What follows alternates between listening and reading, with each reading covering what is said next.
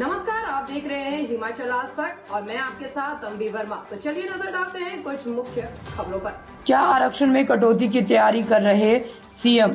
केंद्रीय सूचना एवं प्रसारण और युवा एवं खेल मामलों के मंत्री अनुराग सिंह ठाकुर ने कहा कि कर्नाटक में कांग्रेस सरकार जब 10 जनपद के इशारों पर SC, ST और OBC का हक मारने की तैयारी कर रही है, तो क्या मुख्यमंत्री सुखविंदर सिंह सुक्खू ने इसका विरोध किया था? अगर नहीं तो क्या सुक्खू हिमाचल में भी SC, ST और OBC हक मारने जा रहे हैं? उनके आरक्षण में कटौती कर तुष्टीकरण के लिए अपने वोट बैंक को देने जा रहे हैं। मोदी जी ने आर्थिक रूप से कमजोर स्वर्णों को भी सरकारी नौकरी में 10% आरक्षण देने का काम किया है, मगर आरक्षण विरोधी कांग्रेस को ये भी हजम नहीं हो रहा है। अनुराग ठाकुर ने कुटलेहड़ व श्री नैना देवी विधानसभा क्षेत्रों में आयोजित विभिन्न कार्यक्रमों और जनसभाओं को संबोधित किया। इस दौरान उन्होंने कांग्रेस और विपक्षी पार्टियों को सेना, SC, ST और OBC समुदाय के मुद्दों पर भी जमकर घेरा। उन्होंने कहा कि कांग्रेस अपने अस्तित्व से लेकर आज तक SC, ST और OBC विरोध कर रही है।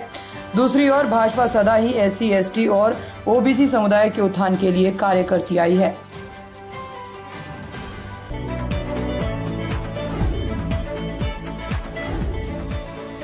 मंडी पठानकोट NH बंद, चट्टान तले दबी मशीनें। पठानकोट मंडी नेशनल हाईवे पर शनिवार सुबह ही बड़ा हादसा पेश आया है, जिसमें नेशनल हाईवे भी अवरुद्ध हो गया है। प्राप्त जानकारी के अनुसार फोर लेन निर्माण कार्य में मशीनरी लगी हुई थी कि कार्य करते समय बड़े बड़े चट्टान नुमा पत्थर गिर गए।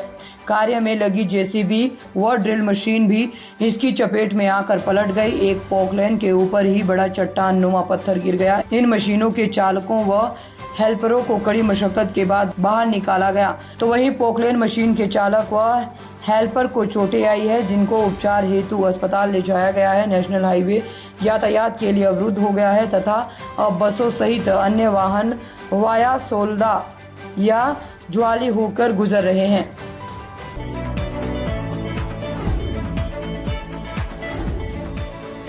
अठारह साल के वनवास पर उजड़ गया ग्रामीण हिमाचल भंडार। भारतीय परंपरा और अध्यात्म में श्री राम को 14 वर्ष का वनवास हर किसी के स्मरण में रहता है, लेकिन देवभूमि हिमाचल प्रदेश की पहली स्मार्ट सिटी धर्मशाला में ग्रामीण हिमाचल भंडार गबली दाढ़ी को 18 सालों से भी अधिक समय से वनवास पर भेजा गया है और वनवास में ही वह उजाड़ भी दिया गया है।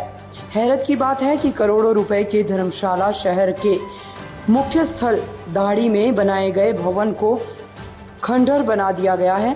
प्रशासन विभागों का ऐसा कारनामा सामने आया है, जिसमें काफी बड़े सरकारी भूमि में करोड़ों का भवन 18 वर्ष बाद भी अपनी खस्ता हालत पर आंसू बहा रहा है। वहीं धर्मशाला में जमीन न होने के नाम पर कई महत्वपूर्ण प्रोजेक्ट लटका दिए जाते हैं, वापस भेज दिए जाते हैं, लेकिन दूसरी ओर उपलब्ध जमीन पर मड हाउस की तर्ज पर बने भवन को पहले पंचायत और अब नगर निगम ने जर्जर बना दिया है और उसे निगलने का प्रयास कर रहे हैं। जिला मुख्यालय धर्मशाला के साथ लगते क्षेत्र दाढ़ी बाईपास में दिव्यांग सदन के ठीक सामने वर्ष 2006 में ग्रामीण विकास अभिकरण कांगड़ा की ओर से ग्रामीण हिमाचल भंडार गबली दाढ़ी में बनाया गया था। तत्कालीन उपायुक्त कांगड़ा भरत खेड़ा की ओर से 5 अप्रैल 2006 को भवन का विधिवत रूप से उद्घाटन किया गया था।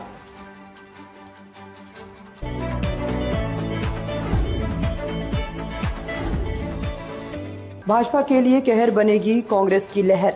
उप मुख्यमंत्री मुकेश अग्निहोत्री ने कहा, देश व प्रदेश में कांग्रेस की लहर के चलते भाजपा पर कहर बरपेगा। उन्होंने कहा कि देश में परिवर्तन की हवा चल रही है, केंद्र में ईडी गठबंधन की सरकार बन रही है।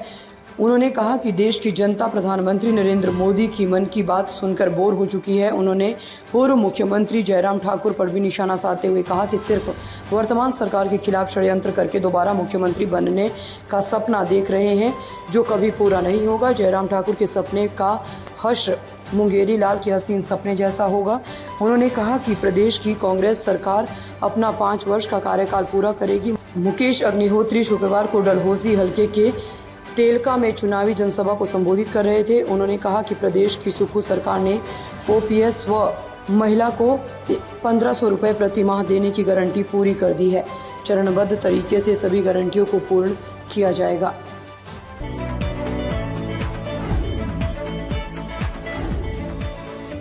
पंचायतों का 42 लाख रुपए डकार गया कर्मचारी। 15वें वित्त आयोग के तहत पंचायत के विकास कार्य के लिए आया हुआ लाखों रुपए का बजट जिला परिषद कार्यालय के एक कर्मचारी ने अपनी निजी बैंक खाते में डलवा लिया। ऑडिट टीम के माध्यम से किए गए पंचायतों के ऑडिट के दौरान इस घोटाले का खुलासा हुआ। ऑडिट में पता चला है कि जिला परिषद कार्यालय के कर्मचारी ने करीब 42 लाख रुपए अपने अकाउंट में डलवाए हैं। ऑडिट के उपरांत तैयार की गई रिपोर्ट जिला पंचायत ऑफिस को सौंप दी गई है। जब पंचायत अधिकारी की तरफ से मामले की जांच की गई तो बात पुख्ता हो गई कि जिला परिषद कार्यालय के कर्मी ने करीब 42 लाख रुपए अपने खाते में डलवाए और मामला उजागर होने के बाद संबंधित कर्मचारी को सस्पेंड कर दिया गया। इसके साथ ही पुलिस को भी मामले की शिकायत सौंप दी गई है। विभागीय जांच के साथ साथ अब मामले में पुलिस की जांच भी शुरू हो गई है। हिमाचल की खबरों को देखने के लिए जुड़े रहे हिमाचल आज तक के साथ।